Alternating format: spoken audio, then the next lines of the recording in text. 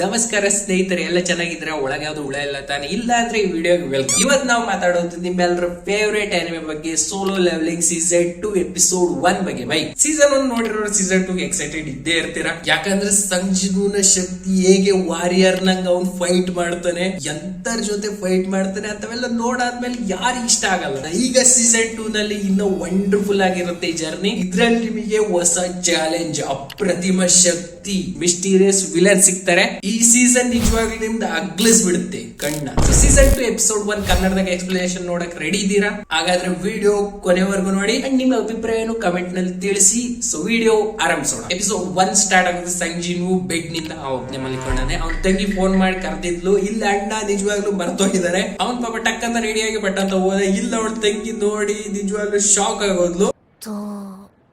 お兄ちゃんだよね。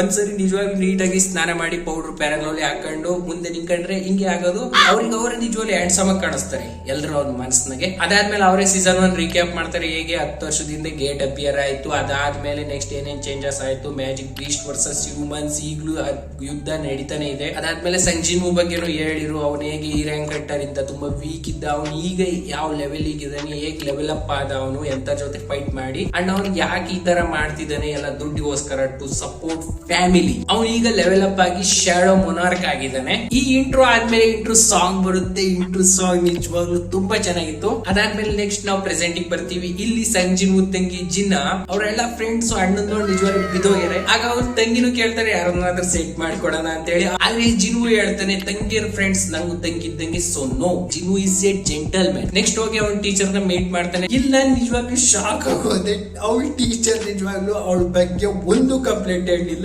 ಇಲ್ಲರಂತೂ ನಿಜವಾಗ್ಲೂ ಮನೆ ಬಿಡ್ಸಕ್ಕೆ ಕಾಯ್ತಿರ್ತಾರೆ. ಆದ್ರೆ ಇಲ್ಲಿ ಟೀಚರ್ ಕೇಳಿದ್ರು ಜಿನುವನ ನೀನು ಹಂಟರ್ ಮಾಡ್ತೀಯ ಅಂತ ಹೇಳಿ. ಆದ್ರೆ ಜಿನು ಗೊತ್ತು ಆ ಕೆಲಸ ಎಷ್ಟು ಕಷ್ಟ, ಎಷ್ಟು ಖತರ್ನಾಕ್ ಇದೆ ಅಂತ ಹೇಳಿ. ಹಂಗಾಗಿ ಅವನು ನೋ ಅಂತ ಹೇಳಿ ಹೇಳ್ದ. ನೆಕ್ಸ್ಟ್ ಟೀಚರ್ ಒಂದು ಹೆಲ್ಪ್ ಮಾಡಕ್ ಕೇಳ್ತಾರೆ. ಆ ಹೆಲ್ಪ್ ಏನು ಅಂದ್ರೆ ಈ ಹುಡುಗಿನ ನೀವು ಸೀಸನ್ 1 ಅಲ್ಲಿ ನೋಡಿರ್ತೀರ, ಯಾರ ನೀಟಾಗಿ ಫೋಕಸ್ ಮಾಡಿ ನೋಡಿರ್ತೀರೋ ಅವ್ರಿಗೆ ನಿಜವಾಗ್ಲೂ ಗೊತ್ತಿರುತ್ತೆ. ಇಲ್ಲಿ ಜಿನು ಬರ್ತಾನೆ, ಅವ್ನು ಕೇಳ್ತಾನೆ ಯಾಕೆ ನೀವು ಓದೋದ್ ಬಿಟ್ಟು ಹಂಟರ್ ಕೆಲಸ ಮಾಡ್ತಿದ್ಯಾ, ನಿಂಗೆ ಗೊತ್ತಾ ಇದು ಎಷ್ಟು ಖತರ್ನಾಕ್ ಇದೆ ಅಂತ ಹೇಳಿ. ಅದಕ್ಕೆ ಅವಳು ಹೇಳ್ತಾನೆ ನನ್ಗೇನಾದ್ರೂ ಹೇಳಂಗಿದ್ರೆ ನಿಜವಾಗ್ಲೂ ನೀವು ಹೊರಟೋಗಿ, ನೀವು ಈ ರ್ಯಾಂಕ್ ಕಟ್ಟಿರ್ತಾನೆ, ನೀವು ಕೆಲಸ ಮಾಡ್ತಿದ್ದೀರ ತಾನೆ. ಅದಕ್ಕೆ ಜಿನು ಹೇಳ್ದ ನಾನ್ ನಿನಗೆ ಗಿವ್ ಅಪ್ ಮಾಡು ಅಂತ ಹೇಳಿ ಹೇಳ್ತಿಲ್ಲ, ಬಾ ನನ್ ಜೊತೆ ತೋರಿಸ್ತೀನಿ ನಿಮ್ ಕೆಲಸನ. ಅದೇ ಟೈಮಿಗೆ ಒಬ್ಬ ಎಸ್ ರ್ಯಾಂಕ್ ಕಟ್ಟರ್ ಹ್ಯಾಂಗ್ ಡೋಂಗ್ ಸು ಪ್ರೊನೌನ್ಸ್ ಮಾಡಿ ನೀವೇ ನೋಡಿ. ಇವ ಯಾರ ಅಂದ್ರೆ ಸೀಸನ್ 1 ಎಪಿಸೋಡ್ 4 ಇಲ್ಲ 5 ಆಗಿ ಇವ್ರ ಅಣ್ಣನ ಜಿನ್ನು ಹೊಡೆದಾಕಿದ್ದ. ಅದಕ್ಕೋಸ್ಕರ ಇವನು ಜಿನ್ನು ಮೇಲೆ ಸೇಡ್ ತೀರಿಸ್ಕೊಳಕೋಸ್ಕರ ಇಲ್ಲಿ ಬಂದಿದ್ದಾನೆ. ಅವ್ನು ಏರ್ಪೋರ್ಟ್ ಗೆ ಬಂದಾಗ ಅಂಟರ್ ಅಸೋಸಿಯೇಷನ್ ಸೆಕ್ಯೂರಿಟಿ ಮೆಂಬರ್ ಬಂದು ಅವನು ಪಿಕಪ್ ಮಾಡಕ್ ಬಂದಿರ್ತಾನೆ. ಆದ್ರೆ ಇಲ್ಲ ಅವನು ಫುಲ್ ಇರೋದು ಆಟಿಟ್ಯೂಡ್ ಅಂಡ್ ರೋಸ್ಟದ್ ಮೂಡಾಗೆ ಅವನು ಸಾಯಿಸ್ಲೇಬೇಕು ಅಂತ ಹೇಳಿ ಅವ್ನು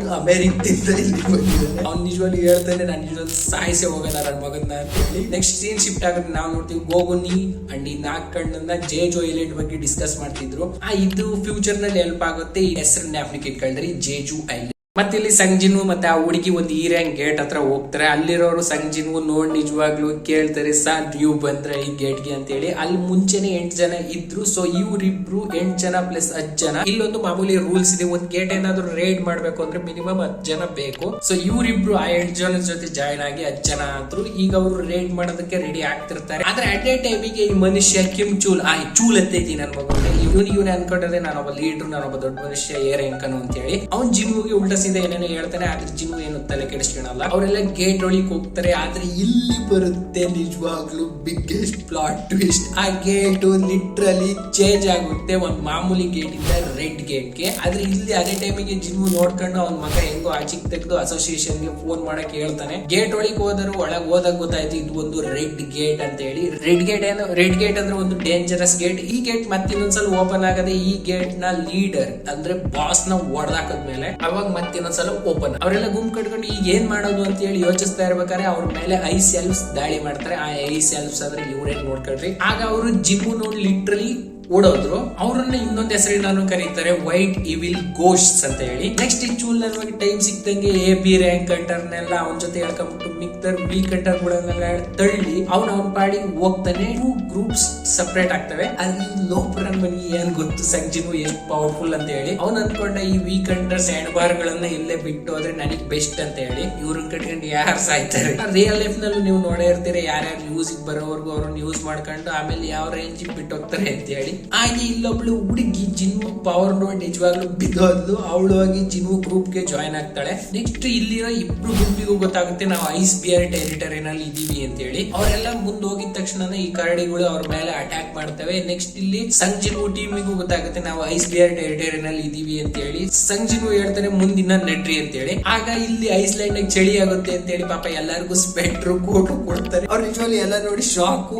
ಒಬ್ಬ ಈ ರ್ಯಾಂಕ್ ಅಂಟರು ಇಂತ ದೊಡ್ಡ ಮ್ಯಾಜಿಕ್ ಮಾಡಕ್ ಸಾಧ್ಯನಾ ಅಂತ ಹೇಳಿ. ಅದಕ್ಕೆ ಅವ್ರು ಜಿನ್ವುಗೆ ಕ್ವಶನ್ ಕೇಳ್ತಾರೆ. ಆದ್ರೆ ಜಿನ್ವು ಹೇಳ್ದ no questions, so be silent. ಇಲ್ಲಿ ನನಗೆ ಅನಿಮೇಷನ್ ಮಾತ್ರ ತುಂಬಾ ಇಷ್ಟ ಆಯ್ತು. ಇಲ್ಲಿ ಒಬ್ಬ ಗೇಟ್ ಹತ್ರ ಎಸ್ ರ್ಯಾಂಕ್ ಅಂಟರು ಮಿಕ್ಕಿದ ಅಸೋಸಿಯೇಷನ್ ಮೆಂಬರ್ಸ್ ಎಲ್ಲ ಬಂದಿದ್ರು. ಎಲ್ಲ ಬಂದು ಗೇಟ್ ಓಪನ್ ಮಾಡೋದಕ್ಕೆ ಟ್ರೈ ಮಾಡ್ತಿದ್ರು. ಅದೇ ಟೈಮಿಗೆ ನೈನನ್ ಮಗ ಬಂದ ಇಲ್ಲಿಗೆ ಬಂದು ಕೇಳ್ತಾನೆ, ಓ ಸಂಜಿನು ಒಳಗಿದಾನ ಅಂತೇಳಿ ಫ್ರಸ್ಟ್ರೇಷನ್ ಅಲ್ಲಿ ಆ ಗೇಟ್ ನೇ ದುರ್ಗುಟ್ಕೊಂಡು ನೋಡ್ತಿದ್ದ. ನೆಕ್ಸ್ಟ್ ಸೀನ್ ನಾವು ನೋಡ್ತೀವಿ ಸಂಜಿನು ಐಸ್ ಬಿಯರ್ ನ ಮಂಗಸ್ಟ್ ಕೆಂಡು ಹೊಡೆದಾಕೇನೆ ಅಂತ ಹೇಳಿ. ಅವರೆಲ್ಲ ನೆಕ್ಸ್ಟ್ ಅದನ್ನೇ ಕರಡಿ ಮಾಂಸನೇ ತಿಂತಿರ್ತಾರೆ. ಆದ್ರೆ ಜಿನ್ವು ಒಬ್ನೇ ಹೋಗ್ತಾನೆ ಐಸ್ ಬಿಯರ್ ಇರೋ ಜಾಗ. ಅಲ್ಲಿರೋ ಪೂರ ಐಸ್ ಬಿಯರ್ಸ್ ಒಂದೇ ಜಾಗದಲ್ಲಿ ಇದ್ವು. ಆ ಜಾಗಕ್ಕೆ ಹೋಗಿ ಅವನ್ ಶ್ಯಾಡೋ ಸೋಲ್ಜರ್ಸ್ ನ ಕರೀತಾನೆ. ಅಲ್ಲಿ ನಡೆಯುತ್ತೆ ನಿಜವಾಗ್ಲು ದೊಡ್ಡ ಯುದ್ಧ.